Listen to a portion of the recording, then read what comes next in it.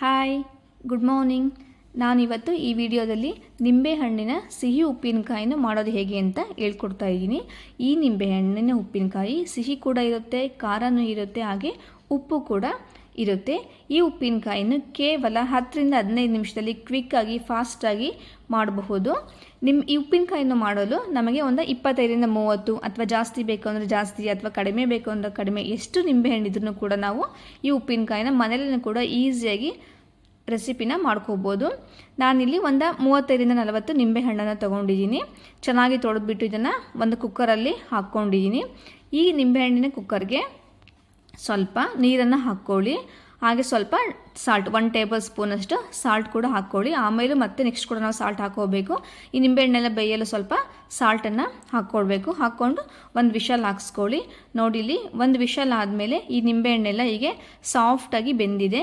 ಈ ನಿಂಬೆಹಣ್ಣೆಲ್ಲ ಕೂಡ ಒಡೆದಿರಬೇಕು. ಒಡೆದಿದ್ದರೆ ನಿಂಬೆಹಣ್ಣು ಸಾಫ್ಟಾಗಿ ಬೆಂದಿದೆ ಅಂತ ಅರ್ಥ. ಎಷ್ಟು ಫಾಸ್ಟಾಗಿ ಮಾಡ್ಬೋದು ಅಂತಂದರೆ ಕೇವಲ 10 ನಿಮಿಷ ಸಾಕು ಈ ನಿಂಬೆಹಣ್ಣಿನ ಉಪ್ಪಿನಕಾಯಿನ ಮಾಡಲು. ನಾವು ಈ ಬೆಂದಿರೋ ನಿಂಬೆಹಣ್ಣೆಲ್ಲ ನಾವು ಒಂದು ಪಾತ್ರೆಗೆ ತೆಗೆದಿಟ್ಕೊಳ್ಳೋಣ, ಒಂದೊಂದಾಗಿ ತೆಗೆದಿಟ್ಕೊಳ್ಳೋಣ.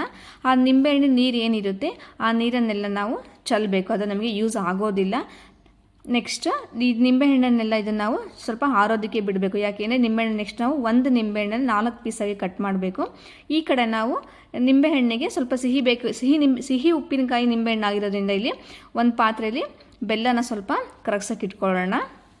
ನೆಕ್ಸ್ಟ್ ನಾವಿಲ್ಲಿ ನಿಂಬೆಹಣ್ಣೆಲ್ಲ ತಣ್ಣಗಾಗಿದೆ, ಇದನ್ನೆಲ್ಲ 4 ಪೀಸ್ ಮಾಡಿದ ಮೇಲೆ ಈ ಥರ ಹೀಗೆ ಕಾಣಿಸುತ್ತೆ.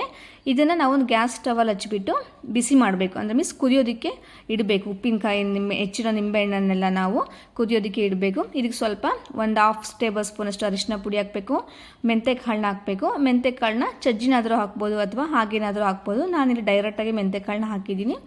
2 ಟೇಬಲ್ ಸ್ಪೂನಷ್ಟು ಖಾರದ ಪುಡಿ. ಖಾರ ಸ್ವಲ್ಪ ಜಾಸ್ತಿನೇ ಇರಬೇಕು, ಯಾಕೆಂದರೆ ನಿಂಬೆಹಣ್ಣು ಸಿಹಿನೂ ಕೂಡ ತೋರಿಸ್ತಾ ಇರುತ್ತೆ, ಹಾಗೆ ಖಾರನೂ ಕೂಡ ಇರುತ್ತೆ. ಆದ್ದರಿಂದ ನಾವು ಒಂದು 2 ಟೇಬಲ್ ಸ್ವಲ್ಪ ಖಾರ ಇದೆ ನಿಂಬೆಹಣ್ಣು, ಖಾರದ ಪುಡಿ ಖಾರ ಇದೆ, ಆದ್ದರಿಂದ ನಾನು 2 ಟೇಬಲ್ ಸ್ಪೂನಷ್ಟು ಖಾರ ಹಾಕ್ಕೊಂಡಿದ್ದೀನಿ. ನೆಕ್ಸ್ಟ್ ಇಲ್ಲಿ ಕಾಸಿಟ್ಕೊಂಡಿರೋಂಥ ಬೆಲ್ಲದ ರಸನ ನಾನು ಇದಕ್ಕೆ ಮಿಕ್ಸ್ ಮಾಡ್ತಾ ಇದ್ದೀನಿ. ಇದೆಲ್ಲ ಆದಮೇಲೆ ಚೆನ್ನಾಗಿ ಇದನ್ನು ಒಂದು 10 ನಿಮಿಷ ಬೇಯಿಸಬೇಕು. ಯಾಕೆಂದರೆ ಪಾಕ ಎಲ್ಲ ರಸನ ನಿಂಬೆಹಣ್ಣು ಏನಿರುತ್ತೆ ಆ ನಿಂಬೆಹಣ್ಣು ಪಾಕನೆಲ್ಲ ಹೀರ್ಕೋಬೇಕು. ಹಾಗಾಗಿ ಒಂದು 10 ನಿಮಿಷ ಚೆನ್ನಾಗಿ ನಾವು ಕುದಿಸ್ಬೇಕು. ಈ ಚೆನ್ನಾಗಿ ನೆಕ್ಸ್ಟ್ ನಾವು ಸ್ವಲ್ಪ ಇದಕ್ಕೆ ಎಣ್ಣೆ ಬಿಡಬೇಕು. ಎಣ್ಣೆ ನಾವು ಆಪ್ಷನಲ್ಲ, ಬೇಕು ಅಂದರೆ ಬಿಡ್ಬೋದು ಅಥವಾ ಬೇಡ ಅಂದರೆ ಬೇಡ. ಸ್ವಲ್ಪ ಎಣ್ಣೆ ಬಿಟ್ಟರೆ ಚೆನ್ನಾಗಿರುತ್ತೆ. ಹಾಗಾಗಿ ನಾನು ಸ್ವಲ್ಪ ಇಲ್ಲಿ ಎಣ್ಣೆನೂ ಕೂಡ ಸೇರಿಸ್ತಾ ಇದ್ದೀನಿ.